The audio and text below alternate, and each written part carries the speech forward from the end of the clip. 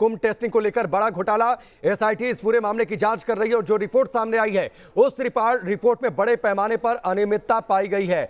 Max corporate services को ठेका दिया गया, देने में नियमों का उल्लंघन किया गया। स्वास्थ्य विभाग ने जिसको ठेका देने से मना कर दिया, सिर्फ एक एमओयू करने के बाद उसे ठेका दे दिया गया। डॉक्टर राहुल भार्गव, आप एक अस्पताल चलाते हैं, तमाम टेस्ट आपके अस्पताल में भी होते हैं, लेकिन कोरोना जांच को लेकर जो नियम है कि बिना एनएबीएल मान्यता प्राप्त, बिना आईसीएमआर से अप्रूव्ड कोई लैब इसकी टेस्टिंग कर नहीं सकती। मैक्स कॉर्पोरेट सर्विस जिसका कोई इतिहास नहीं टेस्टिंग में, उसको सिर्फ एक एमओयू के आधार पर टेस्टिंग करने की इजाजत दे दी जाती है, ठेका दे दिया जाता है।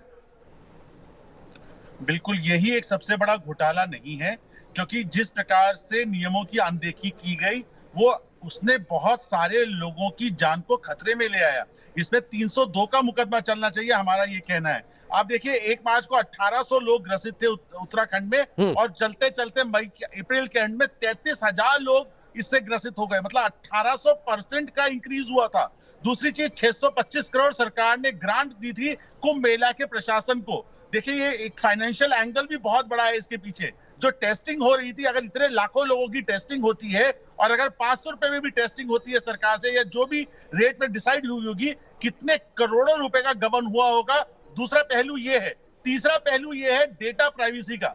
जिस प्रकार से ये पूरा खुलासा हुआ एलआईसी एजेंट के माध्यम से, इसका मतलब कहीं ना कहीं जो डेटा सेंट्रल डेटाबेस में है वो भी कहीं ना कहीं ब्रीच हुआ है। इसके बारे में भी जांच करना सबसे ज्यादा आवश्यक है। तो सिर्फ ये फाइनेंशियल बगलिंग नहीं, लेकिन डॉक्टर राहुल भार्गव, जो जिम्मेदार मेला के अधिकारी हैं, दीपक रावत, जिनकी निगरानी में सब कुछ हो रहा था, जो वहां पर स्वास्थ्य अधिकारी हैं, पूरे देश में कोरोना की वजह से कितना हाहाकार बचा था आपने देखा। आपने कई शो किया, कोरोना पर बातचीत की।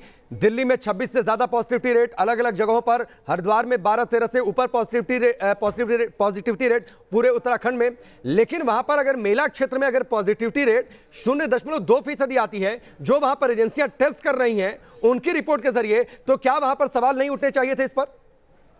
बिल्कुल, ये सिर्फ ग्राउंड लेवल की नहीं, ये जो सबसे सर्वोच्च एजेंसी है, जो चीफ मिनिस्टर का ऑफिस था, और उसके बाद आईसीएमआर और जो भारत देश में सेंट्रल मॉनिटरिंग अथॉरिटीज थी, उनके भी संज्ञान में आना चाहिए कि ये where does the buck stops. कि पूरी दुनिया में जब पूरे देश में 22%, 20% की पॉजिटिविटी रेट है, वहां पे से 0.4% का पॉजिटिविटी रेट, और वो भी एंटीजन के माध्यम से। जबकि हम जानते हैं कि 13 लाख लोगों ने जब शाही स्नान लिया, वहां पे 1700-1800 साधु संत ऑलरेडी पॉजिटिव थे। निश्चित तौर पर कितनी बड़ी प्रॉब्लम है ये, कि जहां पे हमको सिर्फ यही नहीं सोचना चाहिए कि सिर्फ ये प्रॉब्लम सिर्फ जांच की थी, इसका दायरा बहुत बड़ा होना चाहिए। एसआईटी को सारे financial angle, data bungling, data privacy, और तीसरा सबसे बड़ा इशू, सबसे सर्वोच्च अथॉरिटी कौन थी जिसने अपनी निगरानी में इतना निश्चित तौर पर